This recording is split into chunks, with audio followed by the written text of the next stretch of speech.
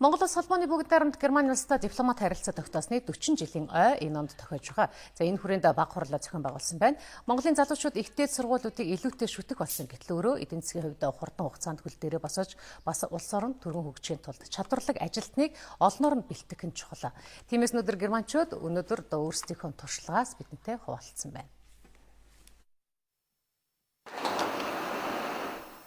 Монгол залуусын хувьд академик буюу дээд боловсралтай болох тэмүүлэл их байдаг. Гэвтэл нийгэмд мэрэгжилтэй ажилчин улс агаар шиг хэрэгтэй байна. Энэ нь дадлага дээр суурилсан дунд мэрэгжилтэй монгол залуус улс орныхоо хөгжлийг тодорхойлж эдийн засагт эерэг нөлөө үзүүлнэ гэсэн үг юм а. Тиймээс бүхий л салбарт дутагдaltaй байгаа мэрэгжлийн ажилчдыг бий болгоход Германы талаас тодорхой олон ажлуудыг хийж хэрэгжүүлжээ. Монгол улсад хамтарсан технологийн дээд сургууль байгуулсан.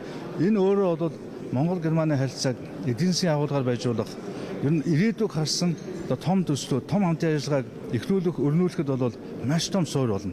Энэ бол одоо өөр нэг ч улс өнөөдөр энэ хэмжээнд бол хүрч чадаагүй байгаа тийм ээ. Дунд сургуулиуд бол байдаг зарим улсуудтай. Гэхдээ Герман бол дээд сургуулийн хэмжээнд ингээд том хамтын ажиллагаа эхлүүлсэн бол өөрөө Монголын залуучууд хандсан, Монголын боловсролд хандсан томоохон хөрөнгө оруулалт ирээдүйг харсан маш чухал алхам гэж хэлж болно. Германчуудын чинэлэг амьдралын нууц нь мэрэгжлийн дунд боловсралтай гар орчууд болон тэдний мэрэгжилтэй эзэн суусан байдалтай шууд холбоотой. Энэ ч утгаараа монгол залуус эх орондоо чанартай мэрэгжлийн боловсрал олгох чиглэлд ажиллаж байна гэдгээ Германы элчин сайд онцолж байлаа. Гол нь дадлага дээр суурилсан онол дадлагыг хослуулсан мэрэгжлийн боловсрол олгох нь чухал. Тиймээс Австрали, Швейцар зэрэг Европын орнуудын хөгжлийн бодлоготой уялдуулсан хөтөлбөрийг нийт орон нутагт хэрэгжүүлж чадсан.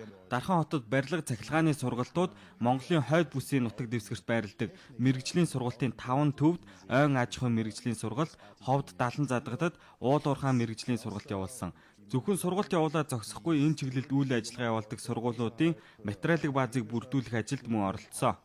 Түүнчлэн монгол залуусын улс төрийн боловсрал хүний эрх ил тод байдал иргэний оролцооны талаарх мэдлэгийг нэмэгдүүлэх нь чухал юм а гэж Конрад Эднауэр сангийн төлөөлөгчид хурлын үеэр онцлоо. Улс орны ирээдүй залуусын боловсролын төвшнгөөс шууд хамаардаг. Түүн дундаа улс төрийн боловсрал маш чухал. Манай сан улс төрийн боловсролыг бүх нийтэд олгохын төлөө 60 жилийн турш ажиллаж байна. Монгол залуусын хувьд улс төрийн боловсрол тэр дундаа ардчлалын үнэт зүйлийг ойлгох нь маш чухал. Бид залуусын улс төрийн боловсрол чиглэсэн семинар хурал зохион байгуулах, гарын авлага хэвлэх зэргээр үйл ажиллагаа явуулж байна.